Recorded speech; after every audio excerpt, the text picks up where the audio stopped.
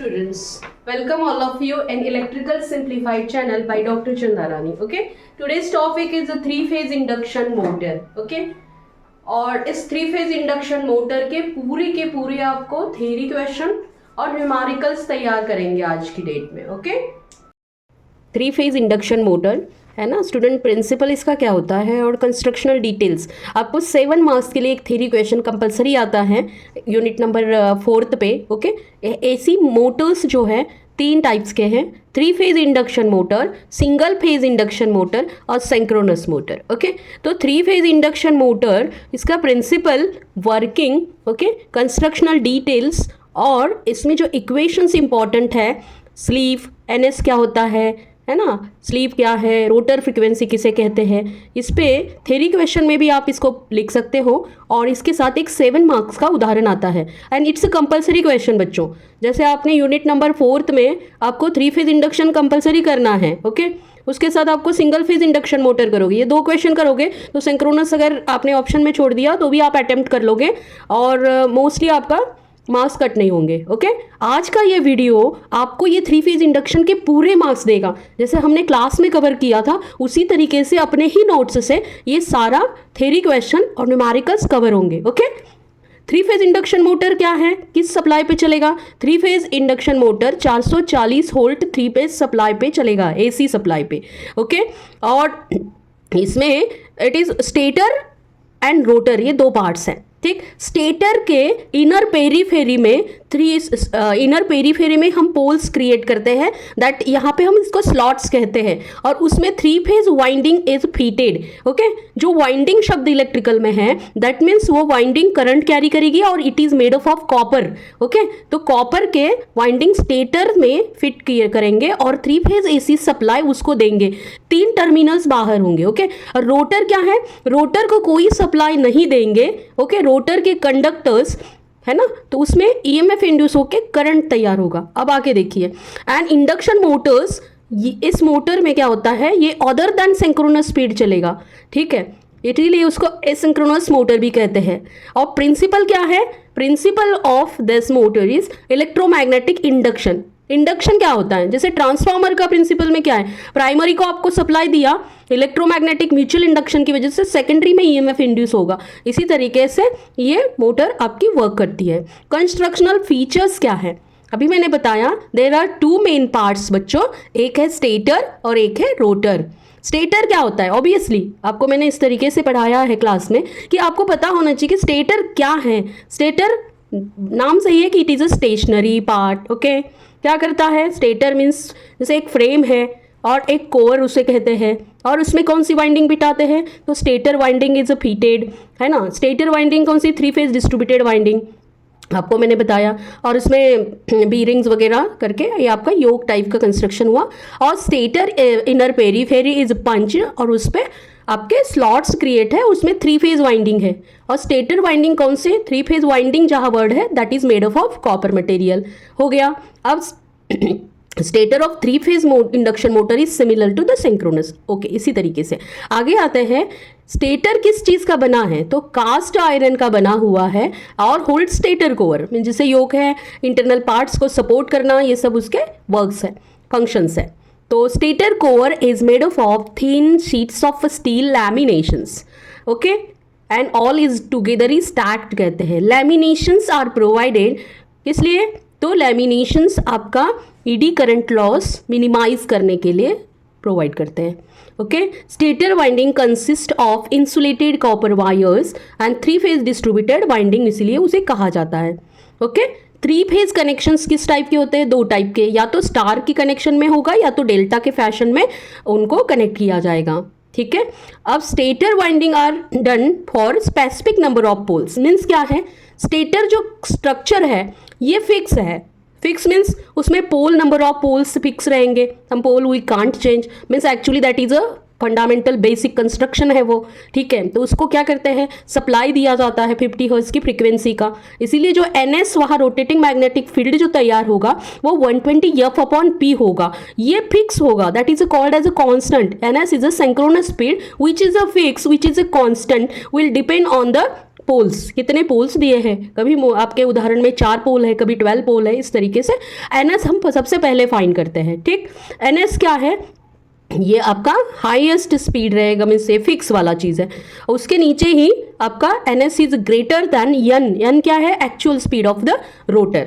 अब when a 3 phase AC supply is given to 3 phase winding, stator winding को जब supply देते हैं तो ये जो सिंक्रोनस स्पीड है, ये कौन सा सिंक्रोनस स्पीड, जो ये सिंक्रोनस स्पीड आपका यहाँ रोटेटिंग मैग्नेटिक फील्ड इसे कहते हैं, ये स्पेस में रहेगा, सेटअप इन अ स्पेस में ये सेटअप हो जाएगा।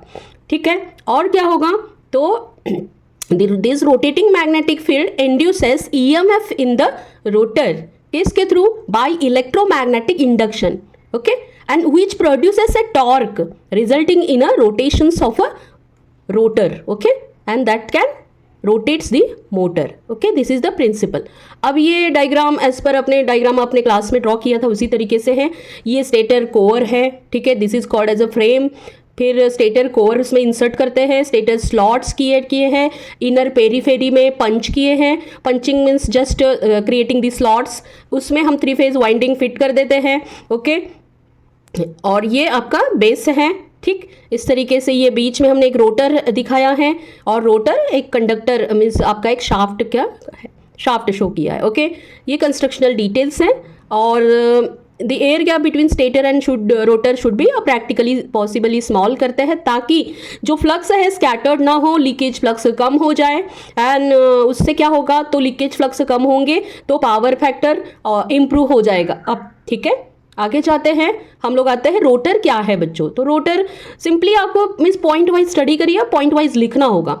रोटर क्या है, तो एक rotor is a shaft type construction, it is a cylindrical, okay, mounted on the rotor slots, rotor conductors are fitted। यहाँ पे रोटर कंडक्टर्स जो होंगे वो कॉपर के ही है, that is in the form of बार के फॉर्म में होंगे, है ना। रोटर के इस 3 फेज इंडक्शन मोटर में ना रोटर के जो 2 मेन टाइप्स है, स्क्वायरल केज रोटर और दूसरा है स्लीप रिंग रोटर, ओके।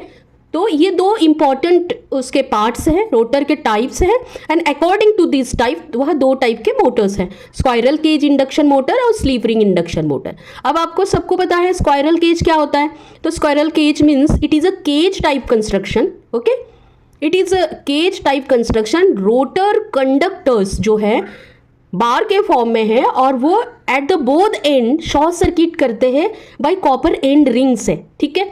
ये आपको मैंने डायग्राम में भी शो किया है, डायग्राम में थोड़ा सा आते हैं, डायग्राम दिखा रही हूँ। This is a cage type construction, okay. Rotor conductors are parallelly skewed, it is made up of copper, okay, the ends are short circuited by copper end rings, okay। अब मैं बता दे रही हूँ कि इसका क्लोज कंस्ट्रक्शन होता है, okay, simple construction है, ठीक है। कॉपर मटेरियल इसमें कम यूज़ किया है, और इसका मेन क्या है, ये एंड में शॉर्ट सर्किट करने की वजह से ये जो पैरेलल कंडक्टर्स है, मीन्स ये रोटर के कंडक्टर्स है, रोटर रेजिस्टेंस कहा जाता है इनका, जो रोटर रेजिस्टेंस R2 जो होगा वो हम वेरी नहीं कर सकते हैं, ठीक है, एडिशनली, क्योंकि ये यहाँ से क्लोज हुआ, यहाँ से क्लोज हुआ, that's why rotor resistance is fixed. उसकी वजह से क्या है, torque is limited, we can't vary the torque, सारी चीज़ें टॉर्क पे डिपेंड करती हैं, ओके। इसमें फिक्स टॉर्क पे ये मोटर काम आती है। आगे क्या है, पैरेलल कंडक्टर्स है, लिमिटेड है, इसकी वजह से इनका कॉपर मटेरियल यूज़ करते हैं, वो लेस कॉपर है, कॉस्टलेस है, लॉसेस भी कम आएंगे, और दूसरा क्या है, ये सिंपल कंस्ट्रक्शन है। बट इम्पॉर्टेंट क्या है, there is no any provision to add any external resistance, okay, that's why the torque is limited. बच्चों ये मैंने पॉइंट्स बताए हैं कि पहला कंस्ट्रक्शन का पॉइंट बताएंगे कि हाँ कंस्ट्रक्शन क्या है, तो सिंपल इन कंस्ट्रक्शन, ओके। उसके बाद द कॉपर एंड रिंग से शॉर्ट सर्किट करते हैं, है ना, there is no any provision to add any external resistance, copper material is, that's why the torque is limited, ठीक है। और ये इसमें आप कॉपर मटेरियल कम है, मेंटेनेंस आसान है, लॉसेस भी कॉपर के कम रहेंगे, ये सब है, एफिशिएंसी मोर रहेगी। आगे आते हैं हमारे स्लीप रिंग इंडक्शन मोटर। अब स्लीप रिंग में क्या होता है, इसी तरीके से स्लीप रिंग में हम लोग,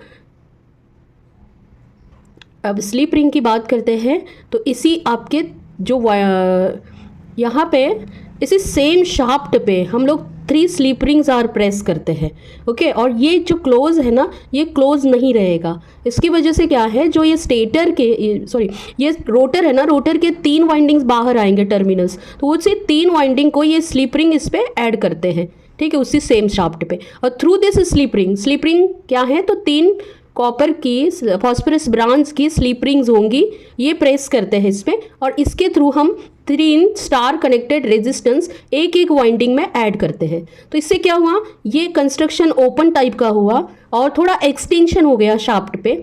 लेकिन इसका फ़ायदा क्या हुआ, तो 3 स्लिप रिंग्स प्रेस किया फॉस्फोरस ब्रांच के, है ना, तो उससे क्या हुआ, तो 3 जो वाइंडिंग के रेजिस्टेंस में हम लोगों ने एडिशनल रेजिस्टेंस ऐड कर लिए, external resistance.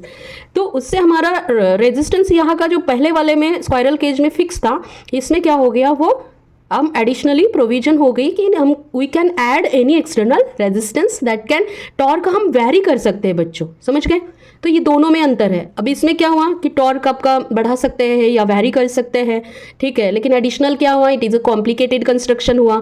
3 phosphorus branch slip ring हमने लगा दी, तो स्लिपरिंग यहाँ पे लॉस भी क्रिएट हो जाएगा, है ना, एडिशनल कॉपर मटेरियल यूज़ हो जाएगा और कॉस्ट ज़्यादा आएगी, okay. These are the some limitations, और मेंटेनेंस भी ज़्यादा होगा। आगे आते हैं, इसी के पॉइंट्स आपको मैंने जो बोला वही सब लिखे हुए हैं इसमें।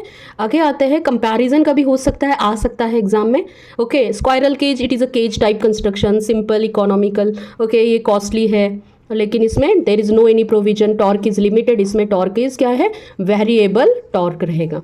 आगे आते हैं, मेंटेनेंस वगैरह के पॉइंट्स लिख के 7-8 पॉइंट आप लिख सकते हो, ओके।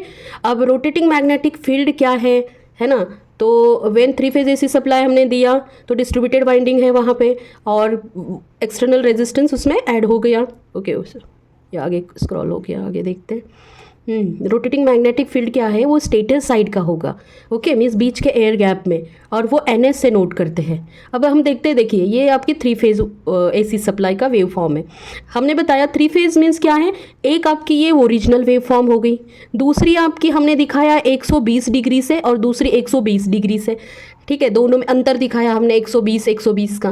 तो अगर इसके इक्वेशंस फॉर्म करते हैं, हमने 3 फेज में ये पढ़ाया था कि एक इक्वेशन हमारा मीन्स करंट का था या वोल्टेज का था, यहाँ फाई का दिया हुआ है, 5x sign of omega T, दूसरा 120 से होगा, तीसरा 240 से होगा।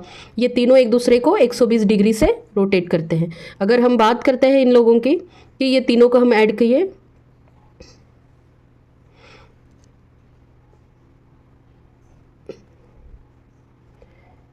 ओके,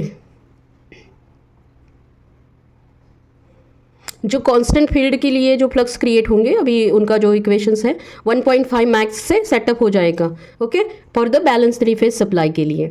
आगे आते हैं, what is mean by sleep. Sleep क्या है, तो sleep it is the difference between, okay, synchronous speed and actual speed. यहाँ क्या है, NS माइनस N, ठीक है, या तो NR लिखा है, रोटर का स्पीड।